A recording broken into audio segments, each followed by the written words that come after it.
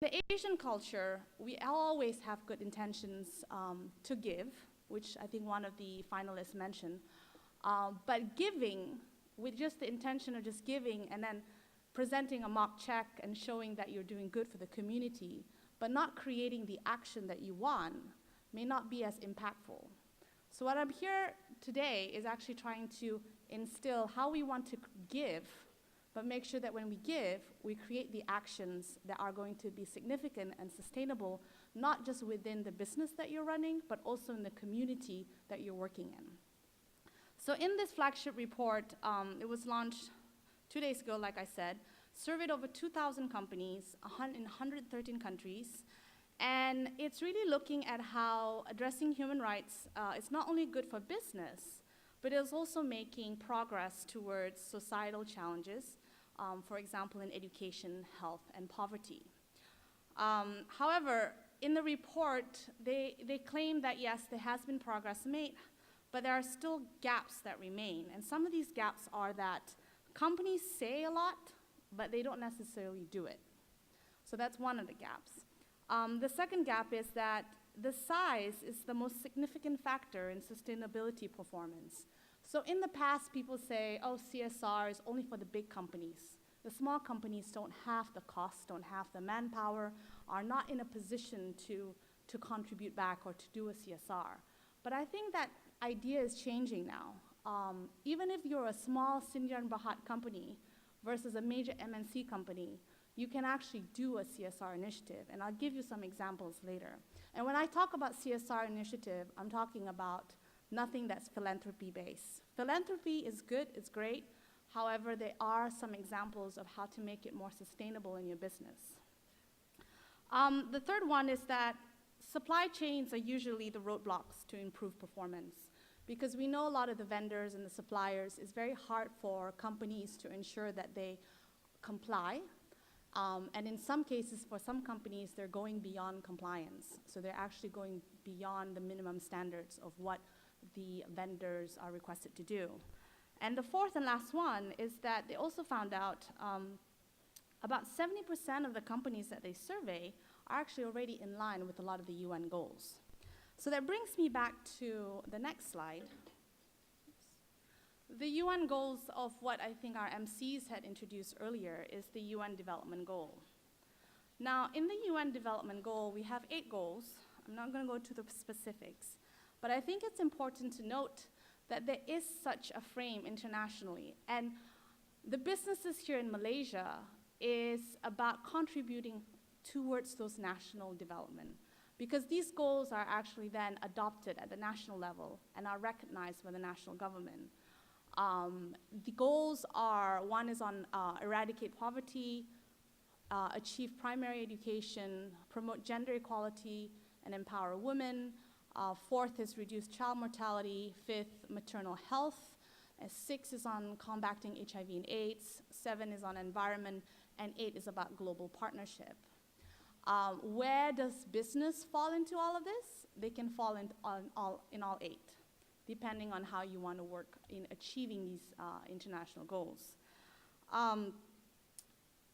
It ends in 2015, the 2015 Millennium Development Goals.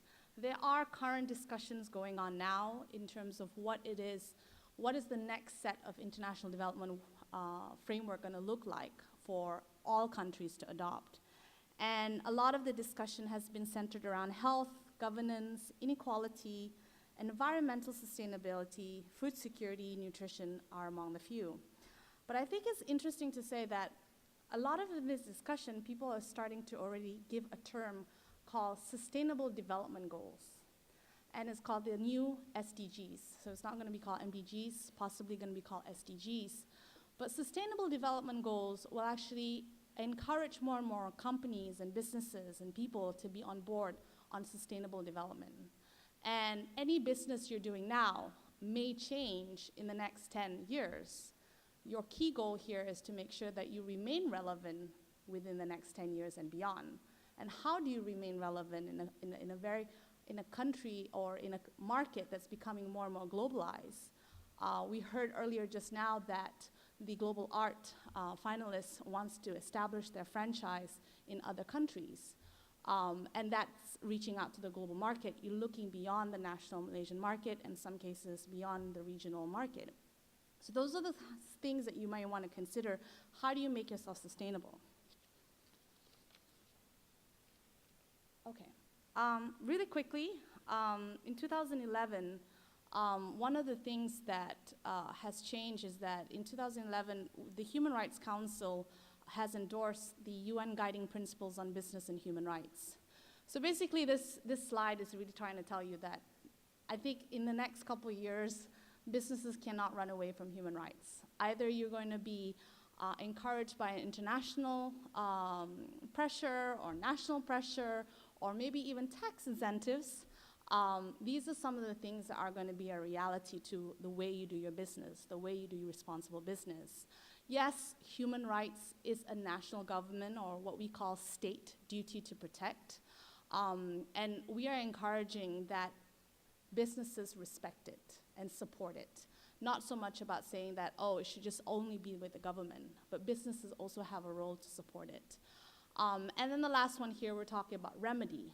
Remedy in the sense of, if you are engaging with the people in human rights and you have some issues, how do you communicate and create a communication medium to ensure that these victims are discussed with or communicated to understand better how they can improve their lives? Okay, so then this brings me back to what is the rationale of having principles on children? Who cares? My business doesn't have anything to do with children. But wait, it does. Directly, in some of the finalists, we see that they are already working directly with children. But indirectly, your businesses, each and every one of your businesses, is actually affecting child. You will look at the families, you will look at the employees, you will look at the community you work with. We had Ms. Adeline just now talking about people that are encouraging on technical skills in the automotive industry. A lot of this may or may not come from school children who decide to not want to continue their education but want to develop skill sets that are actually very much needed in the economy and the labor workforce in Malaysia. So we know that businesses have an impact on children. And we know that businesses can be champions for children.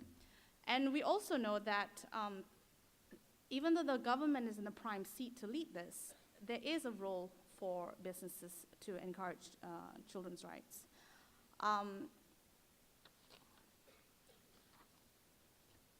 Okay, really quick, I'm going to go through the children's rights and business principles. This is basically our set of principles that we launched together with UN Global Compact and Save the Children, which is an international organization.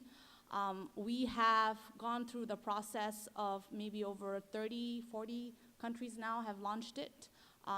It had involved 600 people in 11 cities when we decided to have it. And we have, in true UNICEF form, where we encourage the opinions of children, engaged over 400 children in 9 countries when we developed the children's rights and business principles. This is how it looks like. It's actually 10 principles. It goes beyond just the area of child labor. So the UN Global Compact will focus on labor issues, but this one specifically has a children's rights lens to it. Again, it's the corporate commitment to support children's rights. Okay. It's developed in 3 different categories: the workplace, the marketplace, the community and environment. And principle 1 is basically the rights integration, which is kind of the overarching principle to bring all of the different categories together. So examples. So I'm going to try my best to give you examples of what companies have done in some of these areas. I'm going to go to number 3 when we look at family-friendly workplace. The work that we've done with Companies Commission, we've developed business practice circulars. And the business practice circulars is talking about establishing childcare centers. And many will say, oh, it's this childcare center, it's going to cost too much money. Yes, it's not going to cost that much money, depending on how big your company is. But there are alternatives in terms of if you're not going to have a childcare center at the workplace, your company can maybe provide subsidies or incentives for the parents to give childcare like allowance or something like that. And then the parents or the employee can top it up and pay themselves too. But I think it's important that in this world today, more and more employees are depending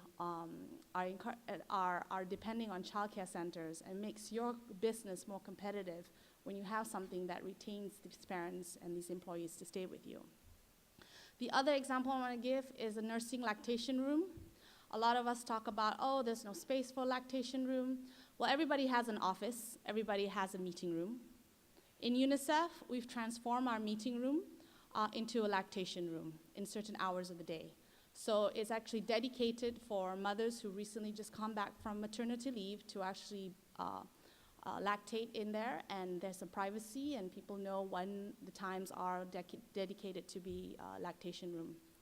Okay? Good. Okay.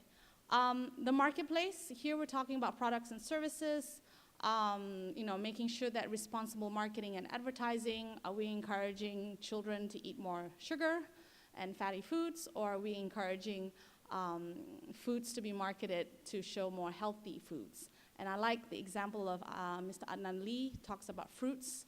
I think in Malaysia, we all know obesity rates is the highest in the region. How do you actually encourage your products to fit towards addressing national health problems? And in Malaysia right now, I know obesity or overnutrition is a problem there. Then finally, community and environment. These are just some of the lists. Number 10, support community and government efforts for children. Malaysian government has a very strong mandate and commitment on CSR. It's very clear on promotion of public-private partnerships. Again, whatever it is that your businesses or your entrepreneur ideas are doing will feed into the national priorities that have been identified. Last but not least, I just want to share with you that we have come up with these principles, and our next step now is developing implementation tools for companies to actually use and consider how it is that they want to adopt certain practices, whether in the marketplace, the workplace, or in the community and the environment that they're working, to ensure that they support the realization of children's rights. And this is my final slide, so I encourage and welcome all of you to take a look at our website if you want to know more. And thank you very much for your attention. And yes, that's it. Thank you. Thank you very much to Ms. Maya.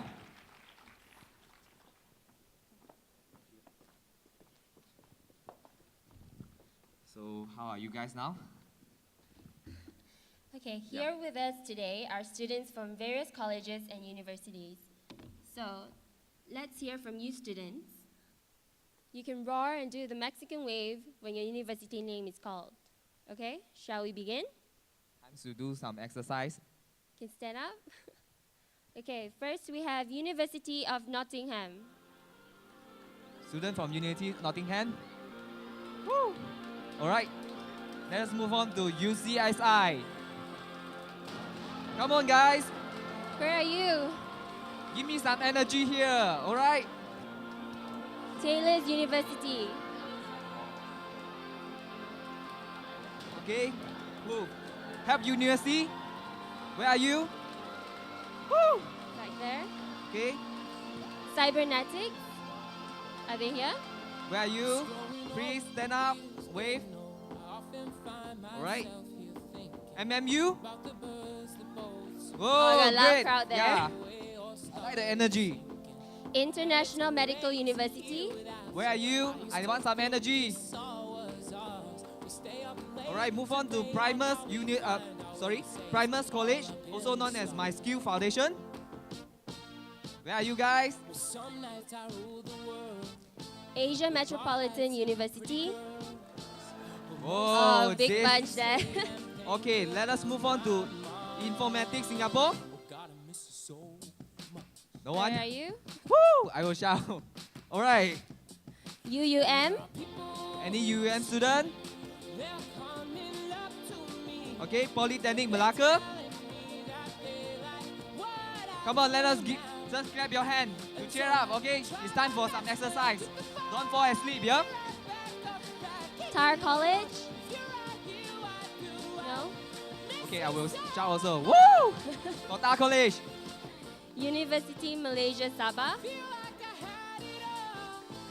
Yeah, come on. All right, Summer University College. Woo! 3 of them. Okay, stand up and cheers. Yeah. Okay, the next one, University Tunku Abdul Rahman. I'm from University Tunku Abdul Rahman. Yeah! Woo! Asia Pacific University. Anyone? Okay, next, University Kebangsaan Malaysia. Anyone? KDU University College. Okay, I will cheer on behalf. Woo! Again. UITM. Okay, moving forward, University Malaya. Okay, please continue clapping, don't stop. Yes. Polytechnic Sultan Salahuddin Abdul Aziz Shah Selangor. Okay, oh good, I like it. So Polytechnic Metro Kuala Lumpur. Oh.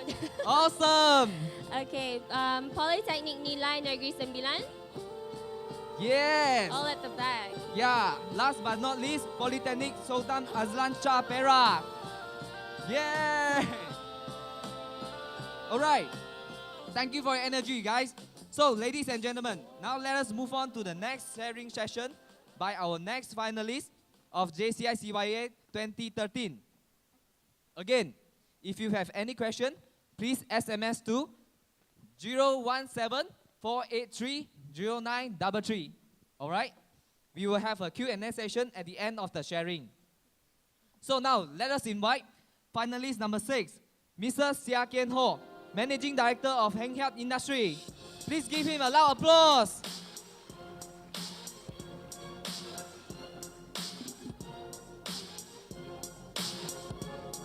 Music louder.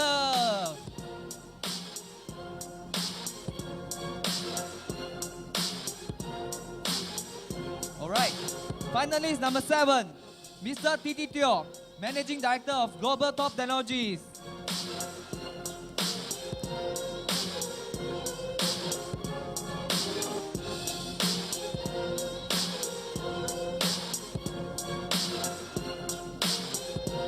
Finalist number 8, Miss Winnie Lau, Managing Director of Bamboo Catering.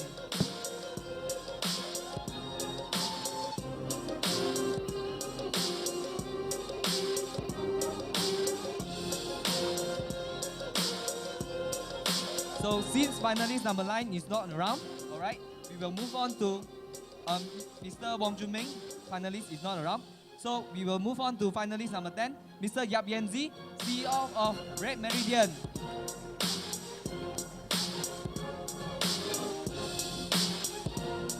Please give them another round of loud applause.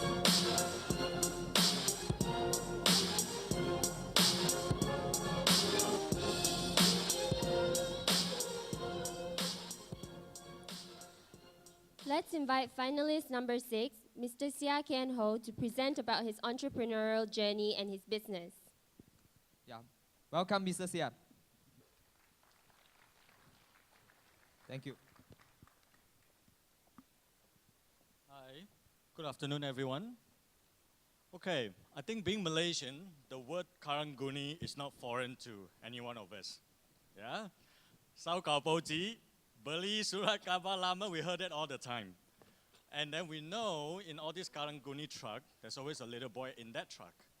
I was that little boy 30 years ago. When I remember back in, in primary school, I go back to my father, I say, hey, the teacher asked me, what does your father do? Should I write Karang-Guni? I said, no, you don't tell anybody that we are Karang-Guni. You tell him, I'm a lorry driver. So basically, that's what it is. But being in a truck, I actually get to see a lot of things. My parents do good things, and it's legitimate money. They're very hardworking, but they don't get the work and respect, that they deserve. It's a dirty job. It's a harsh job. Tough environment, but it's very, very good social relevance. So when I go to college, while everyone study finance and everything, and go to Wall Street, I actually went into supply chain because I want to be a successful Karang-Guni. That's why I'm trying to share with everyone. Okay, let's talk about what we do here. I'm trying to cut this a bit shorter. What we do is that we produce smart plastic from plastic scrap. Okay, what do we mean by smart plastic? Okay, for example, we produce something we call fast cycle plastic. This product, if you use new material to make, if it takes 10 seconds to make, with our material, it only takes 5, half of the time to actually make the exact same functioning product. We make antibacterial egg trays for a very big and well-known American fast food chain. Okay, they do a lot of things. They do a lot of precaution to make sure that during bird flu time, the bacteria doesn't transfer from the eggs to their chain. So what we do is that we created a thin coat of membrane on top of the surface of this product, okay, in order to kill all the bacteria. When the egg tray is dirty, you wash it off, the membrane can wash off as well. But what happened is that the material actually have the smartness to create another migration of another new, fresh, thin coat of membrane on top and continue with the function. So what we do essentially is that we actually impart some intelligence, some mechanism, or some algorithm inside the plastic during the time when we recycle. We make fire retardant plastic that the plastic doesn't burn.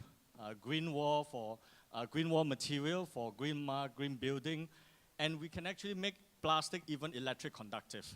Yeah, we sell it, and then we just recently have an inquiry from Foxconn that actually need a specialized of electric conductive plastic, and they make it specific that make sure that this is recycled material, and that's what we do. We've been selling to right now about 21 countries, Japan, Europe, many countries in Europe, Australia, US, and some exotic countries like Angola and Hungary. Let's talk about how we do it. Okay, the recycling industry, when we first started out, are very, very fragmented. The whole industry actually are fragmented into 6 different businesses. Business number 1, do only collection. That's where we started from. Business number 2, do only sorting. Business number 3, do only crushing. And then washing, mixing, and color matching, and so on. Towards the end is extrusion, where we actually melt, and then we customize our material based on that. Now, there are some problems with A, B, C, D, E, F. Number 1, labor intensive. Yeah, you involve a lot of people. Number 2, there's a lot of non-value adding logistic. Material can move around a lot. And number 3, A, B, C, D, E, F are not talking to each other. Okay, if E has a problem and say, hey, where is B? How come I'm having this problem? Can you produce the material slightly differently? The recycler at B will say that, I don't care. This is, I do whatever I like. You like, you take it. If you don't like, leave it here. Okay, so that actually gives a problem. As the material flow through the entire industrial chain, the cost goes up, the quality goes down. Therefore, the bad reputation about recycled plastic. This is what we do. We integrate everything under one system. So with that, we save the logistic costs. We actually also save a lot of the labor costs. And the third thing we found out is that not only the A, B, C, D, E, F are now talking to each other, we found a secret in this supply chain that we can actually customize the material. And the quality of whatever we collect can be done in a much better way. This is how the machine looks like. That's basically what we do for our material. We actually sell 90% of our material, we export overseas. If you have plastic scrap of this entire room, it will take us about 5 days to actually recycle them. We recycle 100 tons of plastic per day. Yeah, so actually in actual concentrated, it's actually bigger and more than this room. So 100 tons of plastic, that's what we're recycling per day. I like one of the questions from earlier. Yeah, what do we do? And this is where we are now. What is the next step? The one that I just described to you is called a mechanical recycling, so that we convert material to material, a very relevant industrial material. The second thing that we do, which was commercialized about 6 months ago, is called an energy or thermal recycling. Yeah? What we do is that we create a composite of plastic material, from plastic scrap that can be used to substitute or to work with coal. 1 kilogram of coal is 4,000 calories. 1 kilogram of plastic scrap is 12,000. Okay? So if you're comparing just from the calorie inherent properties, it's 3 times more. And then, so what we can do is that you can substitute as one. The second thing is that if you're working with some biomass, green energy, recycling, sometimes your calorie feed dip a bit too low. So what we do is that we actually enhance a booster to boost the calorie feed. The third one is chemical recycling. Okay, we look at plastic scrap again. Okay, in plastic scrap, first we saw the material, that's mechanical. We look at the calorie feed, or what is the thermal inherent property. The third thing that we look at, this is hydrocarbon. It's basically carbon, hydrogen, and oxygen. So what we do is that we actually use a process called pyrolysis process, where we break down all these hydrocarbon into hydrogen, oxygen, and carbon. And these are the very core of the basic ingredient that we need in any industrialization. And what can we do with that? We break it down, we combine it back again. We can create some biodiesel from that. Yeah, we have tested our plastic scrap-induced biodiesel, whereby right now the diesel, just like petrol, we have 97, we have 95. For diesel, we measure with cetane number. So normally our cetane number right now, we get cetane number of 50. Our biodiesel is actually comes with a cetane number of 55. It's actually a better grade. And these are all possible, and all these are possible from plastic scrap.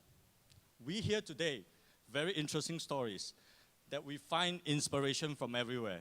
We found it from fruits, we found it from property, curtains, community service that come with a big heart, global art, and many more to come. We talk about, we are going to talk about security system, food, and our traditional medical treatment.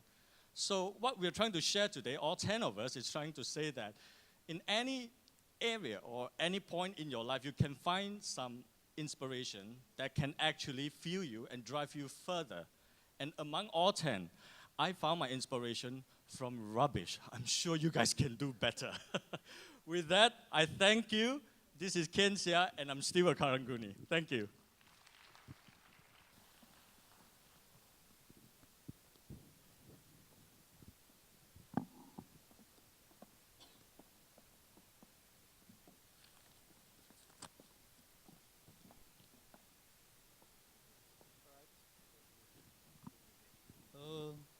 A very good afternoon, ladies and gentlemen.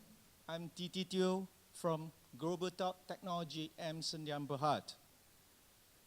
I started my first job as a storekeeper when I was age 23. I finished my study after year on 1997 from Polytechnic Muazzam Shah, Kedah. With a young mind and big dreams, I work very hard. I always find way to improve myself, never afraid of making mistakes. Most importantly, I never give up.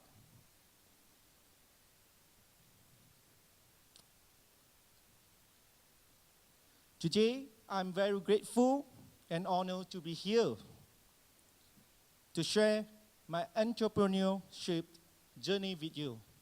Let's enjoy my company corporate video.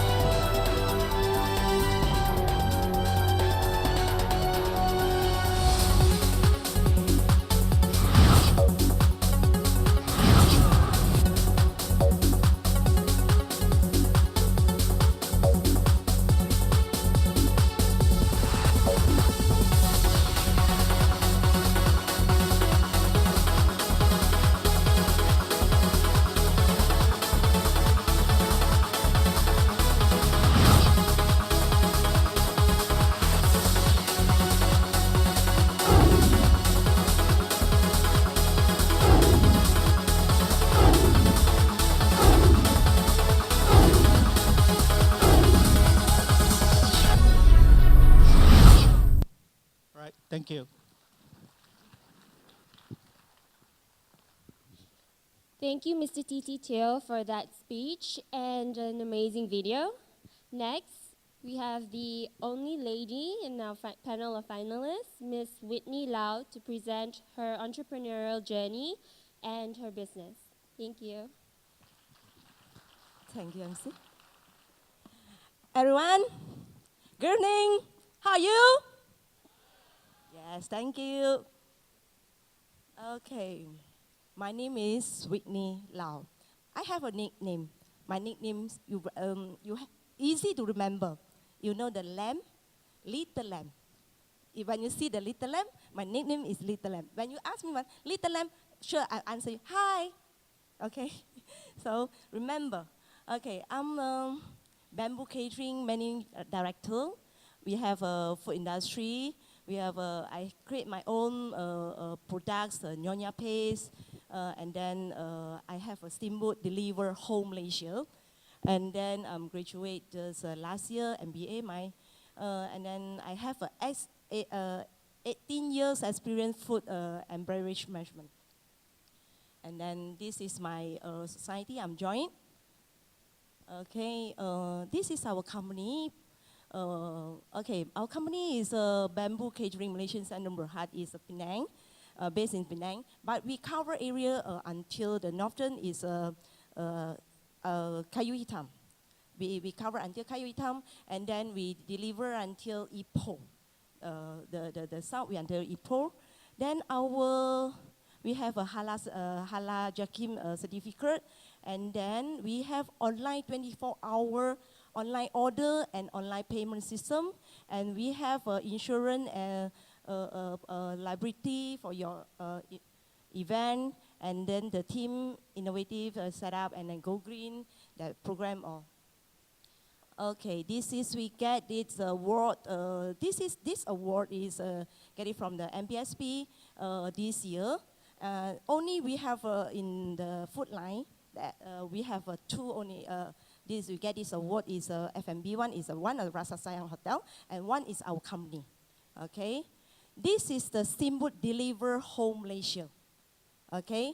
This is, you can online order and make payment between 24 hours, wherever you in the Johor, or you in Malacca, or you in Kedah, we deliver to you between 24 hours in fresh, very fresh. Veggie is fresh, seafood is fresh, everything is fresh. Okay, so you can enjoy your home very easily. Just a set we deliver, 10 packs. 10 packs we deliver to your homes. Okay. This is the thing from the bottom. We do a bento, the bento delivery also. Okay, this is the food that actually our company, we try to, Penang. What's a Penang? You think of the Penang. What's the thing of Penang? You go to Penang, you want to try what? Laksa, char kway teow, and then the Hokkien mee, curry mee. This is our brand is a truly Penang. Our very strongly that I can recommend to you. We can do it one shot. We can do it 60 hawker store, one shot, one event, and then one day we can cater 5,000 packs, and then one day 20 events at least. Okay, then we are strongly recommend our Penang food. The Penang food, we're very proud of that. Our strongly is that the char kway teow, the laksa, because my personally, actually, half is Nyonya, because half of my mom, my mother, my grandmother, half is Nyonya, and then another my grandma's side also is a Nyonya. So I'm very for the spicy one, for the Nyonya paste one, we are very strongly for that. Actually, I want to recommend this is what, because I want to do this. This is the coming one. This is my project. Okay, I know that you can find laksa in KL. I know that you can find char kway teow in KL. But the name is Penang, the Penang. But is it really the guys from Penang? I don't know. Maybe it's KL, then they learn from the Penang fruit, then they come out to do the food here. Okay, so my way is today you order Penang laksa, then we deliver to you tomorrow. Deliver to your home, okay? So, I mean, you can order from us, then the Penang laksa or Penang, the nasi lemak, whatever. This is original taste from Penang. Okay, so maybe you have a guys from the overseas. They say, okay, you don't have a time to bring them to Penang, but you say, okay, the food Penang is good. You can order from us, then deliver to your home. Okay, this is my product. Another one is this is a paste, Nyonya paste. This is a Nyonya paste. We have a Capitan, we have Ama paste, we have belacan chicken, and then we have achar awang. We have 6 flavors, okay? This is my life. I just finished my adventure trip. We drive a 4-wheel drive car from Penang to Thailand, to Laos, to Tibet, to China. I just finished my adventure trip, 28 days in Tibet. It's good. Next year, I'm going to the Silk Road of China, 1 month, okay? Okay, this is we do the charity. Between the travel, everything, I'm do the charity also. This is we go to the Tibet, the school, we give a food, a donation, okay? Then we have do the exhibition overseas. Okay, I'm as a consultation of the Nyonya food also. Okay, consultation, this is a Taipei. Okay, we are doing the cook to the poor. Means every month, our company, we have a project, say, we cook to the needers, we serve the food to the temple. Okay, like a 200 packs, like a 300 packs, without you don't need pay anything. We just donate, then you can come to collect the food every month. Okay, we do the charity event. This is my another society, NGO society. I put a lot of time on this society. This is society is we call that is a cultural with a Penang heritage. Okay, this is we doing the cultural. Okay, you see, this is we do it the seminars, and then you see a lot of the activities. This is a report from our company. You see, okay, okay.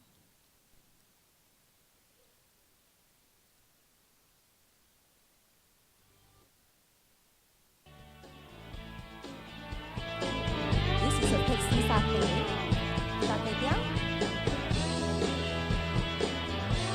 We do a lot of the corporate event and small event also.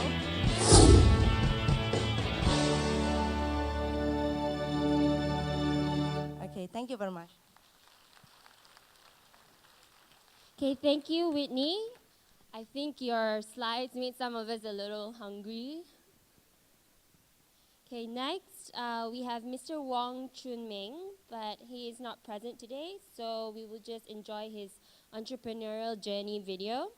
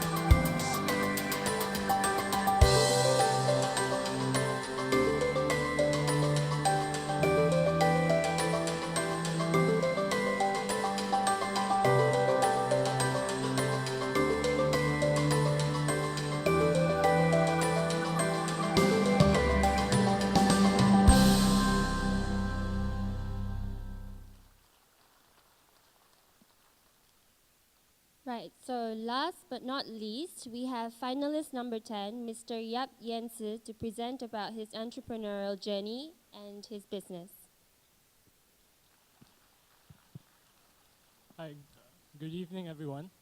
I'm actually very humbled to be here tonight because after listening to the story shared by my other finalists, I'm very impressed by the achievements they've had so far, because my company actually, and my involvement with this company has been barely a year. So basically, what we do is we are a healthcare company and we treat people with pain. And we are simultaneously the youngest company here and also the oldest. And the oldest because my grandfather was treating people with pain for over 75 years, ever since he came to Malaysia here to spread martial arts. So what do? We solve people's muscle and joint problems. And examples are chronic back problems, knee pain, osteoarthritis or OA, frozen shoulders, that's something a lot of you will suffer from very soon because of your office work, sprains, sports injuries, and we do rehab for post-surgery and motor accident injuries. This is the main problem with the current options, which is that they treat symptoms and they're temporary and they have pretty adverse side effects. And these are painkillers that doctors generally prescribe. And then when they decide not to give you painkillers, they'll tell you to go to physiotherapy. And healing is an extremely slow process in physiotherapy. So what is our solution? Sorry, this is technical issues here.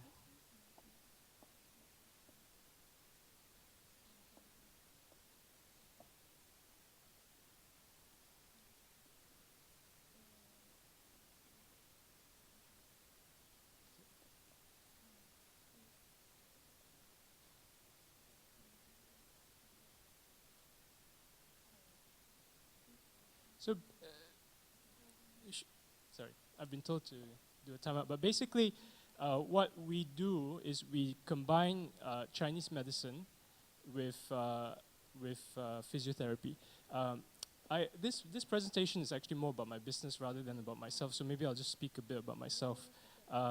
I grew up with this business, going to my dad's clinic, but this was actually never my field of interest. I left Malaysia when I was about 17. I left for the UK and I studied economics, and then I decided to go on to do a master's degree in finance in the US.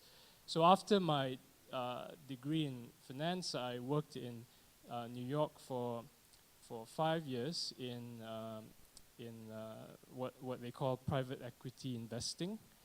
And that basically means you look for companies in the, whether it's a public or private company, you study it and then you decide to take it private to make it better. And then after 5 years of doing that, I started an internet company in the US with some partners. And basically that business is currently being run by my partners in New York right now. So if this is working,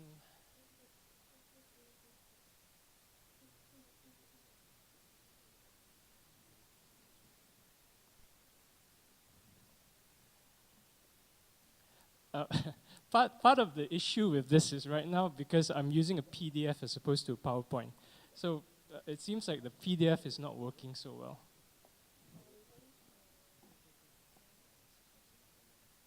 So, okay, anyway.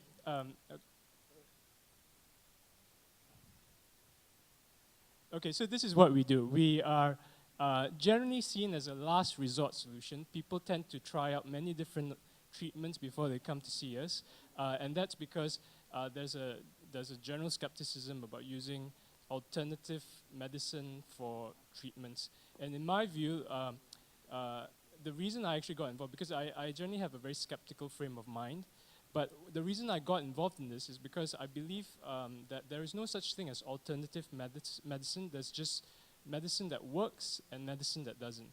And in the case of alternative, what's seen as alternative or traditional medicine, there is actually a very rich history in terms of how these medicines came about. So if you think about like how they discovered the cure for malaria, which is quinine, which is something that was discovered by the Amazonian folk doctors. Those doctors must have tried many different herbs, many different barks, roots, on generations of people. Took extremely long trial and error experimentations to come up with a solution that worked. And similarly, what happened here is that our history in martial arts, which is where people got injured in China, resulted in a therapy over hundreds of years that actually works. So these formulas were passed down the generations of people who are the generations of martial arts grandmasters, which included my grandfather, and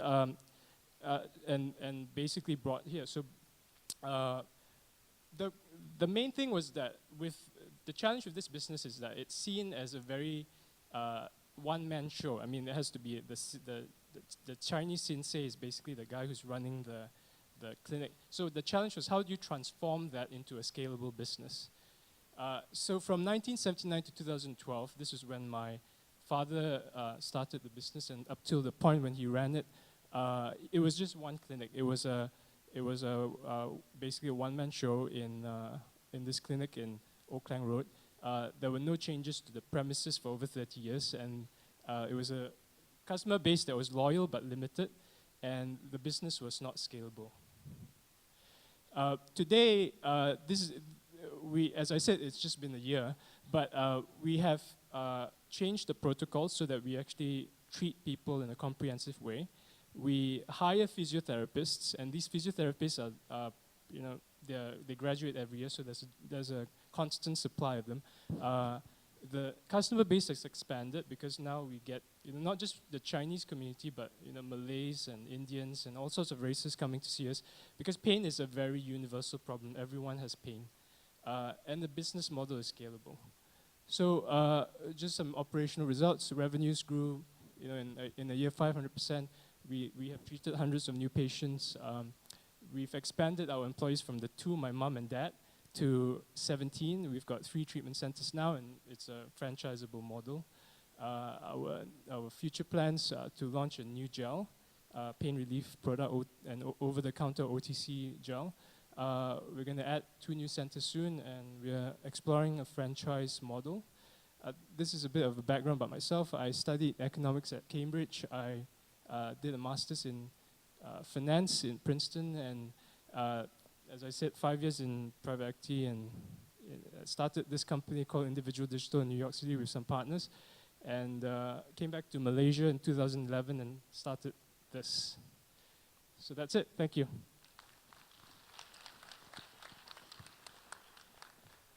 Thank you, Mr. Yap Yensi. Now, we open the floor to questions. We have received some of your questions via SMS, and the questions are open to all finalists. And after the SMS questions, again, we will open the floor to questions. So we have a mic there for any of you who want to ask. Okay? All right. So I believe you have heard of the entrepreneur sharing from various backgrounds, sharing about their experience. So don't be shy to ask what you have in mind, okay? So if not, I'm gonna ask you guys the questions, okay? Can you give me all your money? Of course not, right?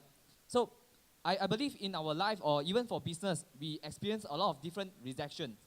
So the question will go to? I think most entrepreneurs will face this Challenges. challenge, yes.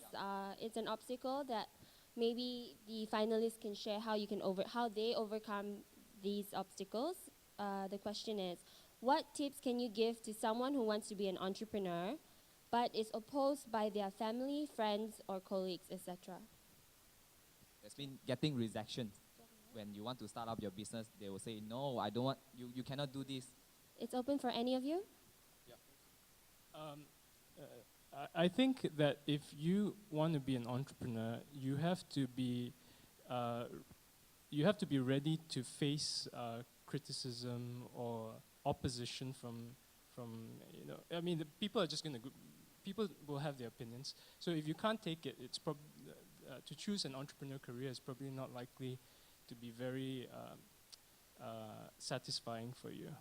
So I think there's a self-selection going on to a certain extent, but I think that you also have to build up your self-esteem a bit, and then just understand that you're doing something that you think is right, and then just move on. Okay, taking criticism. All right, next. In this question that you say resection, the age is between is youngest or the age. Actually, you said this question is very It's very broad. right.